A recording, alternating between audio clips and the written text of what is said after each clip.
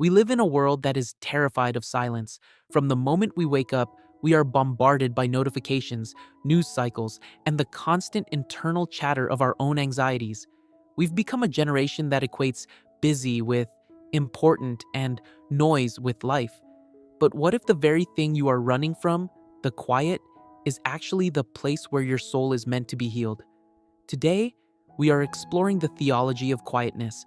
We're going to look at why God often hides his greatest revelations in the silence and how you can find the restorative power of solitude in a world that never shuts up. Throughout Scripture, we see a recurring pattern.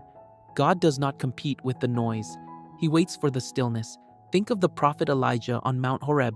There was a great wind, an earthquake, and a fire, mighty displays of power. But the Bible tells us God wasn't in the wind, the earthquake, or the fire. God was in the still, small voice, a sound of sheer silence. Even Jesus, the Son of God, understood this divine necessity. Mark 1:35 tells us, very early in the morning, while it was still dark, Jesus got up, left the house, and went off to a solitary place where he prayed. If the Creator of the universe sought out silence to reconnect with the Father, why do we think we can survive without it? The theology of quietness teaches us that silence isn't an absence of sound, it is the presence of God. So, what happens to the soul when we get quiet? In the noise, we are reactive, we are performing, we are protecting our image, but in the quiet, the masks come off.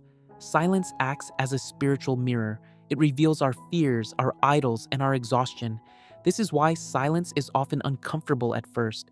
But if you stay there, if you be still and know that I am God, as Psalm 46:10 commands, something miraculous happens. Your nervous system settles. Your spirit aligns with the Holy Spirit. St. John of the Cross once said, silence is God's first language. When we stop talking, we finally give God the floor. In that space, he doesn't just give us answers, he gives us himself. He restores our soul, not by adding more to our to-do list, but by subtracting the distractions that keep us from his peace. How do we practically live this out? You don't need to move to a monastery to practice the theology of quietness. It starts with digital Sabbath, intentional moments where the phone is in another room. It looks like a 5-minute breath prayer before your kids wake up or your commute begins. It's choosing to drive without the radio on, allowing the silence to be a sanctuary rather than a void.